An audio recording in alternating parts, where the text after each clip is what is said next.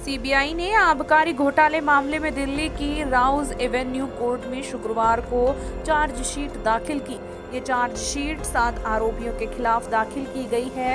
इसमें विजय नायर, अभिषेक बोइनपल्ली, समीर ममहेंद्रू मुथथा, गौतम अरुण आर पिल्लई, इसके अलावा 2 एक्साइज के पूर्व अधिकारियों के खिलाफ चार्जशीट दाखिल की है। सीबीआई ने इस चार्जशीट में मनीष सिसोदिया का नाम नहीं दिया है।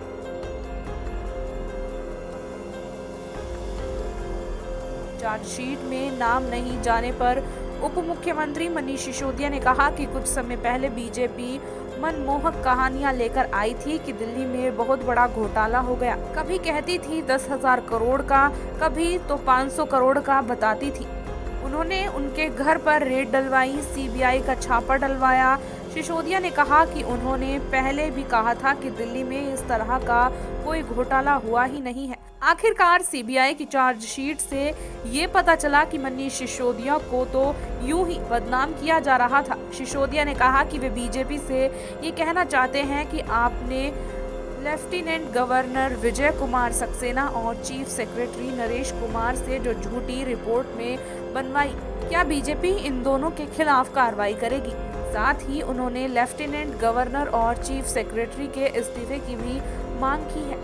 सिसोदिया ने प्रधानमंत्री नरेंद्र मोदी पर भी निशाना साधते हुए कहा कि पीएम मोदी हमेशा सीबीआई और ईडी के जरिए चुनी हुई सरकारों के खिलाफ साजिश रचने में लगे रहते हैं। ये बहुत ही दुर्भाग्य का विषय है कि देश का राजा सीबीआई और ईडी का गलत इस्तेमाल कर रहा है। भारतीय जनता पार्टी कुछ महीने पहले एक मनोहर कहानी लेके आई थी कि दिल्ली में बहुत बड़ा घोटाला हो गया। कभी बोले 10,000 करोड़ का घोटाला हो गया, कभी बोले 500 करोड़ का, कभी 900 करोड़ का, कभी 140 करोड़ का, कभी 1 करोड़ का। तरह तरह की कहानियां इन्होंने सुनाई। इन्होंने मेरे घर पे सीबीआई की रेड डलवाई, इन्होंने छापे डलवाए, मेरे बैंक के लॉकर तलाशे। मैंने पहले भी कहा था कि दिल्ली में इस तरह का कोई घोटाला हुआ नहीं है, कोई शराब घोटाला नहीं हुआ, मैंने तब भी कहा था। लेकिन उस वक्त पूरी तरह से भारतीय जनता पार्टी ये दिखाने की कोशिश कर रही थी, पता नहीं इतिहास का सबसे बड़ा घोटाला यहाँ हुआ है। और उसके बाद में दुखी किया गया, बदनाम किया गया, प्रताड़ित किया गया सब लोगों को। आखिरकार ये समझ में आया आज सीबीआई की चार्जशीट से कि मनीष सिसोदिया को तो झूठा ही बदनाम किया जा रहा था, कहीं कोई घोटाला हुआ ही नहीं है। आज सीबीआई की चार्जशीट से समझ में आ गया कि दिल्ली में कोई शराब घोटाला नहीं हुआ और बाकी चीज़ें अब कोर्ट में सिद्ध हो जाएंगी।